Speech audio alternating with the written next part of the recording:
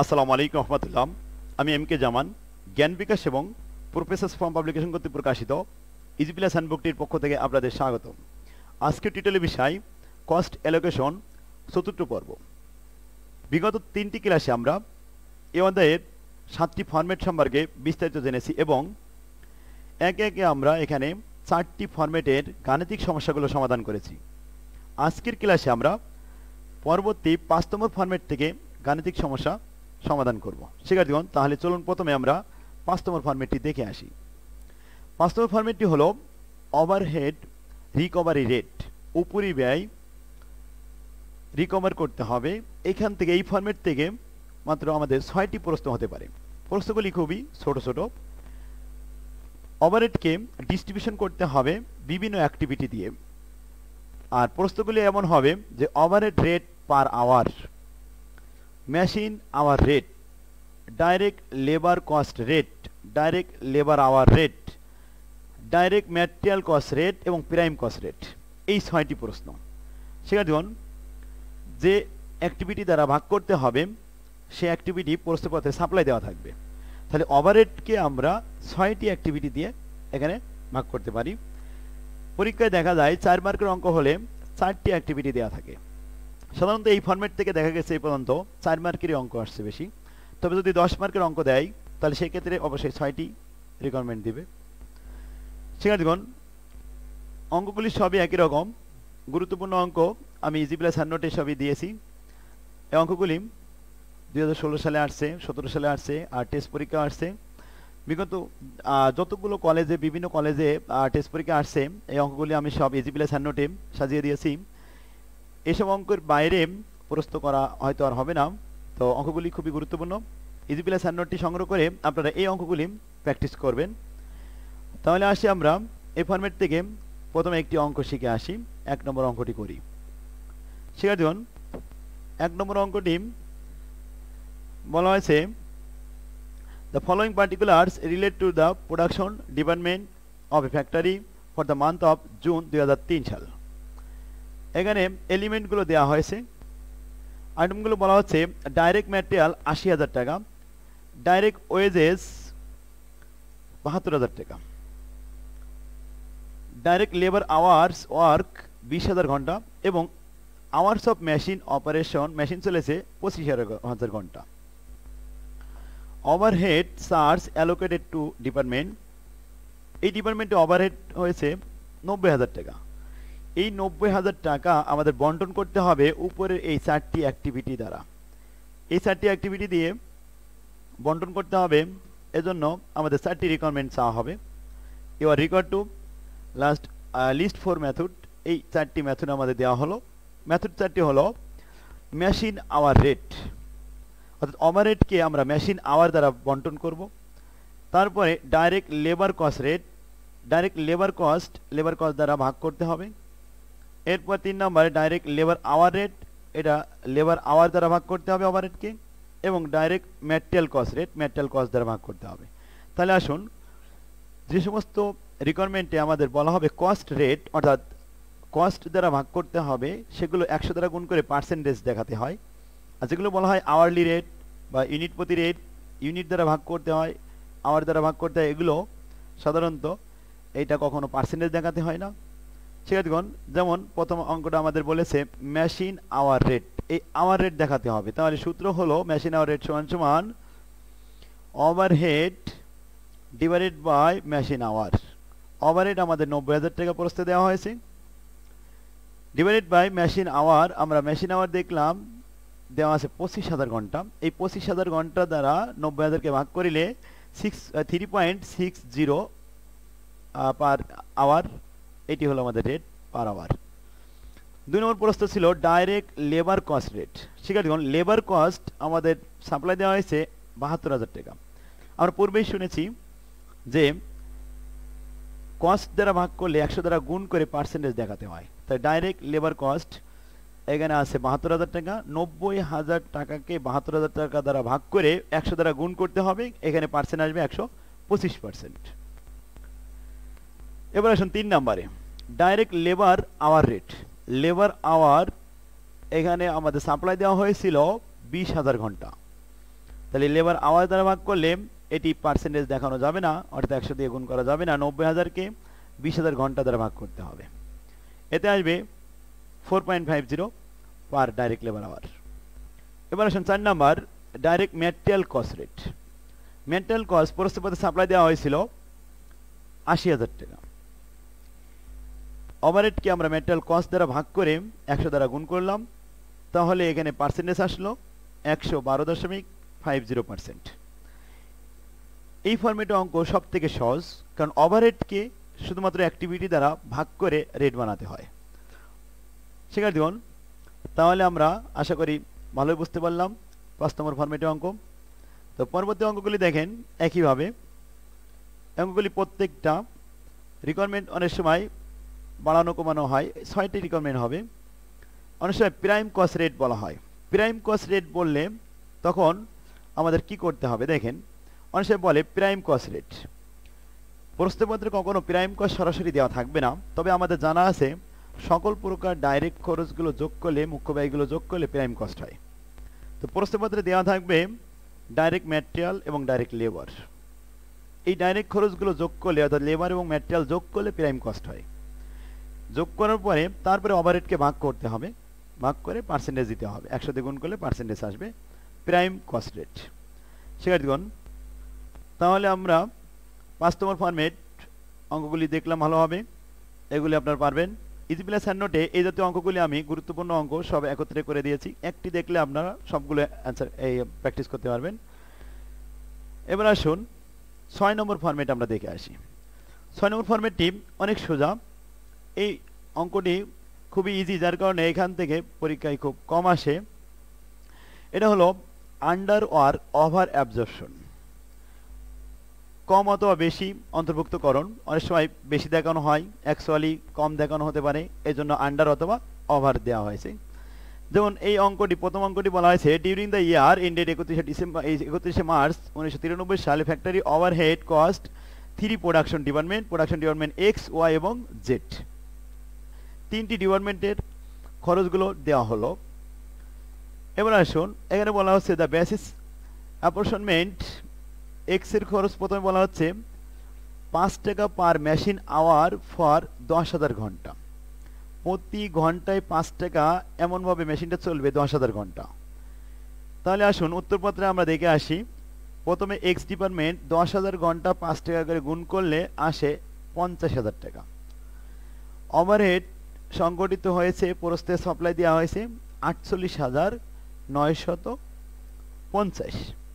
তাহলে ওভারহেড 48,950, এটার থেকে 50,000 এটা আমাদের বেশি, যার কারণে যে খরচ আমাদের সংগঠিত হয়েছে তার থেকে প্রত্যাশিত খরচ হচ্ছে ওভার হয়ে গেছে, অর্থাৎ এটা ওভার অ্যাবজর্পশন। শিক্ষার্থীগণ, 2 নম্বর বলছে 75% of direct labour cost of টাকা 1,20,000। 1,20,000 এর 75% করলে আসে 90,000। অথচ আমাদের এখানে দেওয়া হয়েছে ওয়ার খরচ 89,200। তাহলে 89,200 আমাদের এখানে হয়ে যাচ্ছে, অথচ আমাদের টার্গেট দিয়েছিল 90,000 টাকা, সেখানে ওভার দেখানো হয়েছিল, অ্যাবজর্পশন, অর্থাৎ এটাকে বলা হবে ওভার অ্যাবজর্পশন। এবার আসুন, যেটা বলা হচ্ছে 4 টাকা পার পিস ফর 15,000। 15,000-এ 4 দিয়ে গুণ করলে 4 15 60,000 টাকা। জেডের খরচ দেখানো হয়েছে 64,000 টাকা। তাহলে আমাদের 64,000 বেশি হয়ে যাচ্ছে, যার কারণে এটা আন্ডার অ্যাবজর্পশন। 60 থেকে 64, অর্থাৎ 64 থেকে 60 কম। তাহলে উপরে দুইটা ছিল ওভার আর নিচেরটা হয়েছে আন্ডার অ্যাবজর্পশন। এই ছিল ওভার অ্যান্ড আন্ডার অ্যাবজর্পশনের অঙ্ক। এরকম অঙ্ক সব একই রকম, আর এটা খুবই গুরুত্ব কম, যার কারণে এখানে বেশি অঙ্ক দেওয়া হয়নি। শিক্ষার্থীগণ, এবার আসুন আমরা মেশিন আওয়ার রেট দেখি। মেশিন আওয়ার রেট এটি খুবই একটি সহজ ফরম্যাট, অর্থাৎ নামের সাথে কথাটি মিলে যাচ্ছে যে একটি মেশিন 1 ঘন্টায় কতটুকু ব্যয় হয় সেটা বের করাই হলো মেশিন আওয়ার রেট। তাহলে একটি মেশিনের পিছনে যত ব্যয় হবে, ওভারহেড পরিবাহিত খরচ হবে, সমস্ত খরচগুলো যোগ করে, একটি নির্দিষ্ট সময়ের খরচগুলো যোগ করে যে পরিমাণ যে আওয়ার পরিচালনা হয়েছে, অর্থাৎ ঘন্টা দ্বারা ভাগ করলে পার আওয়ার রেট পাওয়া যাবে। অর্থাৎ একটা মেশিনের 1 বছরে কতটুকু খরচ হলো আর 1 বছরে কতটুক মেশিনটা পরিচালনা ছিল অর্থাৎ চলন্ত অবস্থায় ছিল সেই কয়েক ঘন্টা দ্বারা খরচকে ভাগ করলে মেশিন আওয়ার রেট পেয়ে যাব।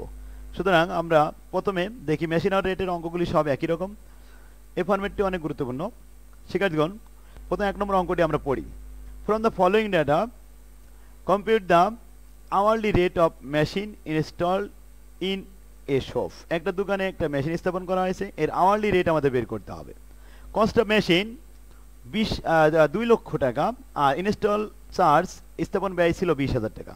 তাহলে মেশিনের মূল্য হলো 2,20,000 টাকা। Estimated scrap value after the expires of its life 15 years, 10,000 টাকা স্যালভেজ ভ্যালু থাকবে। 15 বছর আয়ুষ্কাল চলার পরেও স্যালভেজ ভ্যালু 10,000 টাকা থাকবে। শিক্ষার্থীগণ, এখান থেকে আমরা অবস্থায় বের করতে পারবো। অবস্থায় সূত্র হলো কস্ট অফ মেশিন 2,20,000 টাকা মাইনাস স্যালভেজ ভ্যালু 10,000 টাকা, বাদ দেওয়ার পরে আয়ুষ্কাল 15 বছর দ্বারা ভাগ করিলে 1 বছরের অবস্থায় চলে আসবে। এরপরে বলা হচ্ছে rent and rates of the shop per annum. বাৎসরিক ওই দোকানের ভাড়া হচ্ছে 7200 টাকা। General lighting of the shop per month, প্রতি মাসে বিদ্যুৎ বিল আসে 800 টাকা। 1 বছরের খরচ তৈরি করতে হলে এটা 12 দ্বারা গুণ করতে হবে। শিক্ষার্থীগণ, অঙ্কটি 1 বছরের হবে নাকি 1 মাসের হবে সেটি নির্ভর করবে রানিং আওয়ারের উপরে। অর্থাৎ এই লাইনটা বলা হচ্ছে estimated working hour of the machine per annum. অর্থাৎ পার অ্যানাম বলেছে বাৎসরিক একটি মেশিন চলে 2300 ঘন্টা, অর্থাৎ রানিং আওয়ারটা ছিল অ্যানুয়াল অর্থাৎ বাৎসরিক।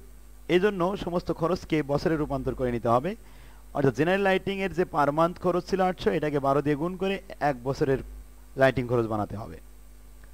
Insurance premium for the machine per quarter, প্রতি কোয়ার্টারে প্রিমিয়াম দেওয়া লাগে 720 টাকা। আমরা জানি 3 মাসে 1 কোয়ার্টার হয়, 1 বছরে 4টি কোয়ার্টার হয়। তাহলে এই 720কে 4 দ্বারা গুণ করলে 1 বছরের ইন্স্যুরেন্স প্রিমিয়াম বেরিয়ে আসবে। এবার আসুন, estimated repair and maintenance expense per annum, বাৎসরিক রিপেয়ার খরচ হচ্ছে 3000 টাকা। Power consumption of the machine 20 unit per hour, 1 ঘন্টায় মেশিনের উৎপাদন ক্ষমতা 20 unit. Rate of power per 100 unit, অর্থাৎ 1 ঘন্টায় 100 ইউনিট উৎপাদন করতে পারে, 20 ইউনিট। এরপরে বলছে যে পাওয়ার পার 100 ইউনিট 20 টাকা। শিক্ষার্থীগণ, অর্থাৎ 100 ইউনিট উৎপাদন করতে আমাদের তেল খরচ হয় 20 টাকা। তাহলে পাওয়ার খরচ 20 টাকাকে 100 ইউনিট দ্বারা ভাগ করে এই 20 ইউনিট দ্বারা গুণ করলে 1 ঘন্টার পাওয়ার খরচ বেরিয়ে আসবে। এটি আমাদের ভেরিয়েবল কস্টে দেখাতে হবে। অঙ্ক করার সময় এই বিষয়ে আরেকটু আলোচনা করব। শিক্ষার্থীগণ, estimated working hours of the machine আমরা বলেছি এখানে 2300 ঘন্টা, এটা কোনো টাকা না, এটা running hour. Shop supervisor salary per month, প্রতি মাসে স্যালারি দিতে হয় সুপারভাইজারের 1800 টাকা। শিক্ষার্থীগণ, ইনফরমেশনগুলো আমরা পড়লাম, আরও নিচে কিছু আছে, এগুলো পড়ি। The machine অকুপাইজ 1/4 of the total floor area of the shop, দোকানের 4 ভাগের 1 ভাগ জায়গা একটি মেশিনের দখলে থাকে। তাহলে দোকান ভাড়া মেশিনের পারপাসে অনলি 4 ভাগের 1 ভাগ নিতে হবে। The supervisor is expected to devote 1/5 of his time for supervising the machine. মেশিনের পিছনে সময় ব্যয় করে সুপারভাইজার অনলি 5 ভাগের 1 ভাগ, অর্থাৎ 5 ভাগের 4 ভাগ অন্যান্য কাজে ব্যয় করে আর 1 ভাগ সময় অনলি মেশিনের পিছনে ব্যয় করে। তাহলে সুপারভাইজারের বেতনের 5 ভাগের 1 ভাগ মেশিনের পারপাসে দিতে হবে আর 4 ভাগ আলাদা করে রাখতে হবে। এই 1 ভাগ আমাদের নিতে হবে এখান থেকে। Normal idle time is estimated to be 300 hours per annum, বাৎসরিক নর্মালি 300 আওয়ার্স মেশিন যখন চলে তো 300 আওয়ার্স অন্যান্য পারপাসে ব্যয় হয় আইডল থেকে, অর্থাৎ অলস সময় কাটাই। তাহলে ইফেক্টিভ প্রকৃতপক্ষে কত ঘন্টা চলে বাৎসরিক? 2300 ঘন্টার থেকে 300 বাদ দিলে 2000 ঘন্টা থাকে। এটার জন্য আমি একটু ওয়ার্কিং করে দিয়েছি এখানে, যে টোটাল ওয়ার্কিং আওয়ার ছিল বাৎসরিক 2300 আওয়ার্স। এখান থেকে নর্মাল আইডল টাইম 300 আওয়ার্স বাদ দিলে effective running hour per annum 2000 ঘন্টা। এটি ওয়ার্কিং। এই 2000 ঘন্টা দিয়ে আমাদের সমস্ত খরচকে ভাগ করে পার আওয়ার রেট বানাতে হবে। শিক্ষার্থীগণ, এবার আসুন খরচকে আমরা প্রথমত দুই ভাগে ভাগ করব। যে সমস্ত খরচগুলি ইয়ারলি, মান্থলি, কোয়ার্টারলি, উইকলি দেওয়া থাকবে এগুলি সব ফিক্সড কস্ট। আর যে সমস্ত খরচগুলি per unit, per hour, per litre, per metre বলা থাকবে এগুলি সব ভেরিয়েবল কস্ট। তো আমরা দেখেছি এখানে শুধুমাত্র একটি খরচ ছিল power consumption per unit per hour ছিল, এইটি ছিল শুধুমাত্র ভেরিয়েবল কস্ট, আর বাকি সমস্ত খরচগুলো ছিল ফিক্সড কস্ট। প্রথমে দুইটি খরচ ছিল, এই দুইটি খরচ ক্যাপিটালাইজেশন এক্সপেন্স, কখনো এটি ওভারহেডের ভিতরে আসবে না। তবে এখান থেকে আমাদের ডিপ্রিসিয়েশন নেওয়ার জন্য এই কস্টটা আমাদের ব্যবহার করতে হবে। ইন্টারেস্ট, ইন্স্যুরেন্স ব্যবহার করার সময় এগুলি লাগে। তো আসুন প্রথমে আমরা এটা উত্তরপত্র তৈরি করি। এটি ছক তৈরি করলাম। এই ছকে 3টি কলাম দেওয়া হয়েছে। পার্টিকুলার্সের ভিতরে আইটেমের নামগুলো লেখা হবে এবং পার ইয়ার কস্ট এবং কস্ট পার আওয়ার, এটি ঘন্টা প্রতি ব্যয় এবং ইয়ার প্রতি ব্যয়, 1 বছরে কত টাকা ব্যয় হয়েছে। শিক্ষার্থীগণ, তাহলে অঙ্কটি আমাদের ইয়ারলি হবে নাকি মান্থলি হবে সেটা নির্ভর করবে এই রানিং আওয়ারের উপরে। রানিং আওয়ার যদি কখনো মান্থলি থাকে তাহলে অবশ্যই প্রত্যেকটি খরচ মান্থলি দেখাতে হবে। মান্থলি খরচ লিখে এখানে যোগ করে তারপরে আওয়ার দ্বারা ভাগ করতে হবে। তাহলে আসুন প্রথমে আমরা ডিপ্রিসিয়েশন দিয়ে শুরু করি। ডিপ্রিসিয়েশন কস্ট অফ মেশিন 2,20,000, সেলভেজ হলো 10,000 টাকা বাদ দিয়ে, তারপরে 15 বছর দিয়ে ভাগ করলে 1 বছরের অবস্থায় 14,000 টাকা। এবার আসেন rent and rates of the shop per annum 7200 টাকা, 7,200 টাকা দোকানের ভাড়া। কিন্তু এই দোকানের 4 ভাগের 1 ভাগ অকুপাইজ থাকে, দখলে থাকে মেশিনের। এই জন্য এই দোকান ভাড়ার 4 ভাগের 1 ভাগ নিতে হবে, আর 3 ভাগ নেওয়া যাবে না। এখান থেকে 4 ভাগের 1 ভাগ নিতে হবে। এরপরে আসেন general lighting of the shop per month. প্রতি মাসে লাইটিং খরচ 800 টাকা। এটাকে প্রথমে 12 দিয়ে গুণ করে 1 বছর বানিয়ে নিতে হবে। 1 বছরের খরচকে এবার 4 ভাগ করতে হবে। কেন 4 ভাগ করতে হবে? যে ওই দোকানে 4 ভাগের 1 ভাগ জায়গায় মেশিন ছিল, যার কারণে লাইটিং খরচ 4 ভাগ হবে, 4 ভাগের 1 ভাগ দেখাতে হবে। এবার আসুন insurance premium for the machine. একটা মেশিনের জন্য পার কোয়ার্টার, প্রতি কোয়ার্টারে ইন্স্যুরেন্স ব্যয় হয় 720। তাহলে এই 720কে 4 দ্বারা গুণ করলে 1 বছরের খরচ চলে আসবে। এটা ভাগ করা যাবে না, কারণ বলা হয়েছে ফর দ্য মেশিন, একটি মেশিনের ব্যয়। শিক্ষার্থীগণ, এবার আসুন estimated repair and maintenance expense per annum. বাৎসরিক রিপেয়ার খরচ 3000 টাকা। এটি সরাসরি একটি মেশিনের খরচ বসিয়ে দেওয়া হলো। আর এরপরে পাওয়ার কনজাম্পশন, এটি আমরা ভেরিয়েবলে দেখাবো। আর এস্টিমেটেড ওয়ার্কিং আওয়ার, এটা তো কোনো খরচ নয়। এবার আসুন সুপারভাইজার স্যালারি। এই স্যালারি 1 মাসে 1800, তাহলে 12 মাস দিয়ে গুণ করলে আমাদের 1 বছরের স্যালারি চলে আসবে সুপারভাইজার স্যালারি। সুপারভাইজার স্যালারিকে আমরা 5 ভাগের 1 ভাগ নেব, কারণ এখানে বলা হচ্ছে সুপারভাইজিং, এখানে 1/5 of his time for supervising the machine. মেশিনের পিছনে 5 ভাগের 1 ভাগ সময় ব্যয় করে, যার কারণে 5 ভাগের 1 ভাগ স্যালারি দেখাতে হবে। এরপরে আসেন আমাদের খরচ, সবগুলি ফিক্সড খরচগুলো দেখানো হয়ে গেল, আর কোনো খরচ নাই। তাহলে টোটাল ফিক্সড কস্ট যোগ করলাম, যোগ করে 28,400 টাকা হলো। এই 28,400 টাকা এটাকে ভাগ করতে হবে 2000 ঘন্টা দ্বারা। ওয়ার্কিংয়ের মাধ্যমে আমরা 2000 ঘন্টা বের করে নিয়েছিলাম। এটা দ্বারা ভাগ করলে আমাদের প্রতি ঘন্টার ফিক্সড খরচ আসছে 14 টাকা 20 পয়সা। ঠিক আছে, আশা করি আপনারা বুঝতে পারছেন। এবার আসুন ভেরিয়েবল কস্ট দেখি। ভেরিয়েবল কস্টে আমাদের একটি মাত্র ছিল পাওয়ার কনজাম্পশন। পাওয়ার কনজাম্পশন বলা হচ্ছে যে 1 ঘন্টায় 20 ইউনিট উৎপাদন করতে পারে। এখন এটা আমাদের আগে নয়, আগে দেখতে হবে 100 ইউনিট তৈরি করতে আমাদের লাগে 20 টাকা। তাহলে 20 টাকাকে 100 ইউনিট দ্বারা ভাগ করলে এখানে আমাদের বের হবে প্রতি ইউনিটে 20 পয়সা। এই 20 পয়সা হলো প্রতি ইউনিটের ব্যয়। 1 ঘন্টার ব্যয় বের করতে গেলে ওই 20 পয়সাকে 20 ইউনিট দ্বারা গুণ করলে 1 ঘন্টার ব্যয় বেরিয়ে আসবে। তাহলে আসি, প্রথম 20 টাকাকে 100 ইউনিট দ্বারা ভাগ করিলাম, ভাগফল আসলো 0.20। এই 0.20কে প্রতি ঘন্টায় 20 ইউনিট উৎপাদন হয়, তাই 20 ইউনিট দ্বারা গুণ করিলাম, গুণ করলে আমাদের 4 টাকা বেরিয়ে এলো। এটি হলো আমাদের পাওয়ার কনজাম্পশন। 14 টাকা আর 4 টাকা 18 টাকা 20 পয়সা, এই হলো মেশিন আওয়ার রেট। শিক্ষার্থীগণ, তাহলে আমরা মেশিন আওয়ার রেট বের করা শিখলাম। প্রত্যেকটি অঙ্কে একইভাবে এই কথাগুলোই থাকবে। হয়তো একটা দুটো কথা চেঞ্জ হতে পারে, কিন্তু সিস্টেম একই। শিক্ষার্থীগণ, মেশিন আওয়ার রেট খুবই সহজ একটি ফরম্যাট। এই ফরম্যাটের অঙ্ক অনেক সময় পরীক্ষায় দেয়, যেমন 16 সালে দিছে এটা। এর পরবর্তীতে এখানে 11 সালে আছে। অঙ্কগুলি আপনারা ইজি প্লাস হ্যান্ড নোট থেকে প্র্যাকটিস করবেন, তাহলে আপনাদের কাছে খুবই ইজি হবে। শিক্ষার্থীগণ, এই অধ্যায়ের সমস্ত নিয়মগুলি, এই 7টি ফরম্যাটে 7টি নিয়মই আমরা শিখলাম। তাহলে প্রত্যেকটি অধ্যায়ে যদি আমাদের সমস্ত নিয়মগুলো শেখা থাকে, অঙ্ক যেভাবেই যত কঠিনই হোক না কেন, তাহলে সঙ্গে সঙ্গে উত্তর করা সম্ভব হবে। যদি আমরা কোনো বইয়ের অঙ্ক 5টা 7টা মুখস্থ করি, তাহলে পরীক্ষায় জটিল প্রশ্ন দিলে তখন পারা যায় না। এই জন্য আমি ফরম্যাট আবিষ্কার করেছি। এই ফরম্যাট আবিষ্কার করে প্রত্যেকটা সাবজেক্টের প্রত্যেকটা অধ্যায়ের কয় রকম নিয়ম আছে, নিয়মগুলি আমরা শিখব। আর নিয়ম শেখাটাই হলো সিস্টেম। এখন থেকে পরীক্ষায় প্রশ্নপত্র খুবই কঠিন আসবে, এবং প্রত্যেকটি স্যারই এই নিয়ম ফলো করছে যে বইয়ের প্রশ্ন দেওয়া হবে না, প্রশ্ন ঘোরায় দেওয়া হবে, তবে নিয়ম পরিবর্তন করা হবে না। যে কয়টি নিয়ম আছে, সে কয়টি নিয়ম যদি একজন স্টুডেন্টের শেখা থাকে, তাহলে ওই স্টুডেন্ট অবশ্যই প্রত্যেকটি অঙ্কের সমাধান করতে পারবে ইনশাল্লাহ।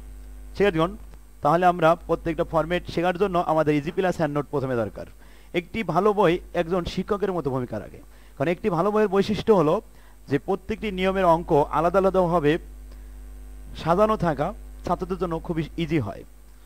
আর ছড়ানো ছিটানো থাকলে ছাত্ররা বুঝতে পারে না যে এই বইতে কত রকমের নিয়ম আছে, কয় রকমের অঙ্ক আছে। আর যার কারণে ছাত্ররা যেটা পারে সেই ফরম্যাটের অঙ্ক দেখা 10টা করে ফেলে, কিন্তু এক নিয়মের 10টা অঙ্ক করে কোনো লাভ নেই। এক নিয়মের 2টা 5টা করে বাকি অঙ্কগুলো দেখলেও কাজে আসবে, কিন্তু সব নিয়মই আমাদের শিখতে হবে, তাহলে পরীক্ষায় খুব সহজে অ্যান্সার করা যাবে। শিক্ষার্থীগণ, যদি ইজি প্লাস হ্যান্ড নোটটি আপনাদের কাছে না থাকে, ইজি প্লাস হ্যান্ড নোট সংগ্রহ করার জন্য আমাদের সাথে যোগাযোগ করুন। স্ক্রিনে আমার নাম্বার দেওয়া আছে, নাম্বারে যোগাযোগ করলে আমরা হোম সার্ভিসের ব্যবস্থা করেছি। আমরা এখানে কুরিয়ার সার্ভিসের ব্যবস্থা আছে, আর অল ট্রেডের মাধ্যমে আমরা ঢাকা শহরের ভিতরে বা অন্যান্য শহরেও হোম সার্ভিস দেওয়া হয়। তো আপনারা যে কোনো মুহূর্তে অর্ডার করলে আমরা এখান থেকে পাঠাতে পারবো ইনশাল্লাহ। তাহলে আজকের ক্লাস আমাদের এখানে শেষ হলো। অ্যালোকেশনের 7টি নিয়মে আশা করি আপনারা বুঝতে পারছেন। পরবর্তী অধ্যায়গুলো দেখার জন্য আপনারা প্লে লিস্টে যে অধ্যায় দেখবেন, প্রত্যেকটা অঙ্ক সাজানো আছে ইনশাল্লাহ। তো আজকে আমাদের এখানেই বিদায় হলো। আসসালামু আলাইকুম রহমতুল্লাহ।